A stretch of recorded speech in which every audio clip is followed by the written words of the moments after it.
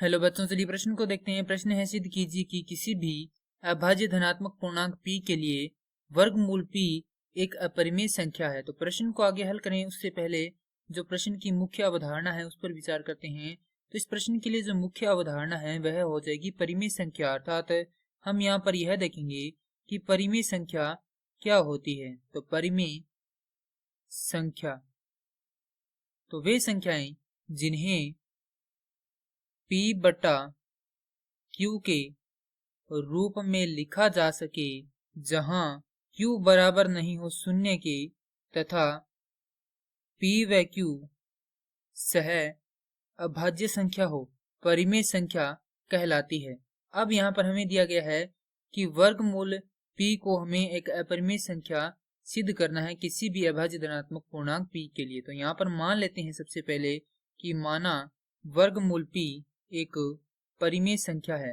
यदि यह एक परिमेय संख्या है तो यहाँ पर यह किस रूप का होगा, p बटा q के रूप का होगा। तो यहाँ पर हम ले सकते हैं a बटा b के रूप का, जहां b बराबर नहीं है शून्य के तथा a व b सह अभाज्य है, अर्थात दोनों में से किसी का भी एक दूसरे में भाग नहीं जाता है, अर्थात इन दोनों का जो महत्तम समापवर्तक है वह है 1।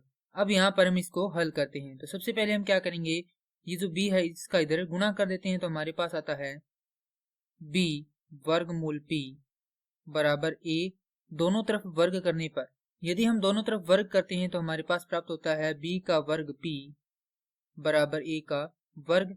तो b का वर्ग बराबर हो जाएगा a का वर्ग बटा p, अर्थात जब हम a के वर्ग में p का भाग लगाते हैं तो हमारे पास क्या प्राप्त होता है, b का वर्ग प्राप्त होता है। अर्थात यहाँ पर हम लिख सकते हैं कि a का वर्ग p से विभाजित है, अतः a भी p से विभाजित होगा।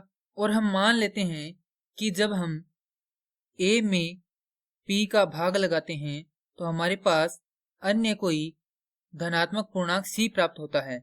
तो यहां से हमारे पास आएगा a बराबर cp, यहाँ पर लिखेंगे c बराबर कोई धनात्मक पूर्णांक, इसे नाम देते हैं हम समीकरण b और इसे नाम देते हैं हम समीकरण a। तो हमारे पास यहाँ पर a का वर्ग है और a का मान है हमारे पास cp। तो ये मान हम क्या करेंगे, इस समीकरण में रख देंगे। तो यहाँ पर लिखेंगे समीकरण a व b से, समीकरण a व b से हमारे पास प्राप्त होगा b का वर्ग बराबर a की जगह है cp का वर्ग भाग में p। तो ये होगा b का वर्ग बराबर c का वर्ग p का वर्ग भाग में p।